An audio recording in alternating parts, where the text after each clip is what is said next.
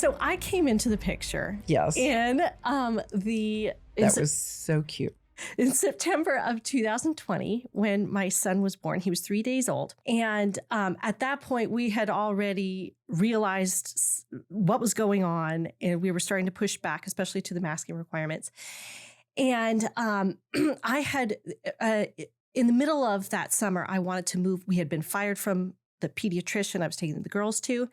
And so I was looking for other people. I knew your name. I looked you up on the internet, and there was a review that from this mom who was absolutely irate. Her child, I'm guessing teenage daughter, had been told by you, you're better off. Was it the masking requirement? You're better off not wearing a mask. You're better off going into crowds, into groups of people. And you have to remember that was summertime. That was the summertime. That's right. And so the wisdoms on viruses that I've lived with for 40 years, I mean, I've been in medicine more than 40 years now, was that the viruses are much less active in the summer. And we know about natural immunity. So if you got it in the summer when they're not very active because of the heat and the sunshine and, being outside, people are much healthier with their viruses in the summer than they are in the winter. And that's just old wisdom. That's nothing new. And so we've all seen it. So I was giving old wisdom, go get it now while it's July. Yes. So that you don't get it next winter was kind of what I said in July. Now, after I got shouted out, I stopped saying that. So I read this review and I thought, wow, this doctor is for me. So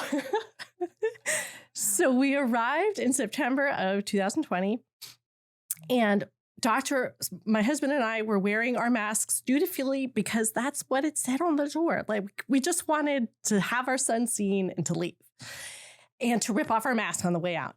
But Dr. Fletcher, you arrived into our room with no mask on, and you say, "What's up? I love these kinds of doctor's visits. A new child," and and you said, "You don't have to wear your masks," and we ripped them off right then. I think my husband was a little more afraid than I was, but just of what people would say. Well, that was the most freeing doctor's visit I have ever had, or probably ever will have. It was the most encouraging first baby visit because my child was lifted up, and the issues that he had from, he was starting to develop kind of this sinusy something. You did craniosacral therapy on him right then. You said, okay, let's fix that right now. I had never seen that going into a pediatric practice before. So your response to the masking requirement was? What I did was I was like, you mean to tell me I've been in medicine doing viruses for 40 years and you're just not going to tell me masks work? So I didn't believe them. So I went and actually spent 10 hours reading the studies. And I picked the studies before 2020 because I wanted to see what they were.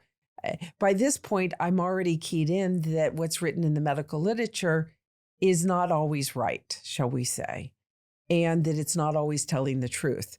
And so I didn't want to read anything biased from the current push to put on masks. So I went back into the old literature, the previous 10 to 20 years. I read the studies. There was no evidence that masking worked. And therefore, number one, I wasn't going to do it because it was bad for me. I had a history of brain injury, and dropping the oxygen is bad for you. Also, our Northram, on his EO for masking, said on page 3, number 6, that if you have any medical condition that precludes you from wearing it, you don't have to wear it. And I said, by definition, everybody is precluded because low oxygen is bad for everybody and high CO2 is bad for everybody. And we were seeing gingivitis from the masks. We were seeing, and of course, gingivitis leads to heart disease. And then we're seeing later we saw the negative effect on the kids and their IQ scores and all of that. I didn't know it at that point, but I said, it's not good for anybody to wear a mask. Therefore, everybody has an exemption. So I wrote exemptions like mad because the EO said we could. In that fall, when it became an issue with my work, I talked to Christ and I was like, I know masks don't work and I know they're harmful. That is well proven in the medical literature. And so I said to Christ, but I may lose my job. What do you think? And he said, tell the truth, live the truth.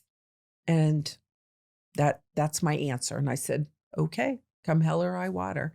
So I ended up actually getting reported to the Board of Medicine for not wearing a mask. I got fired for not wearing the mask and those negative comments that people would say about me during those days. And then was your license ever at risk? Sure, absolutely. You bet. That's getting reported to the board. So I got there before Paul Merrick, before he got there. I got there before Ness got there. I didn't wait for the vaccines to get to the board or misinformation. I was a forerunner. So we've talked a little bit about how you have advised your COVID patients, or how you did advise your COVID patients. So you did the Gaia herbs, quick defense. You did. So when I arrived at your practice, you just handed me a sheet. You said, just follow this, just choose like 5 of these things off of this list. And they're like 15 to 20 items. So there's a lot of stuff you could do. That's right. NAC, quercetin. I mean, there was everything on this sprays. list. I was taking pictures of it and sending it to everyone around the country that I knew. That's great. Thank you for doing that. You're a multiplier. Well, it was encouraging that my own doctor was not saying, go home and be afraid. She's saying, don't be afraid. It'll be fine.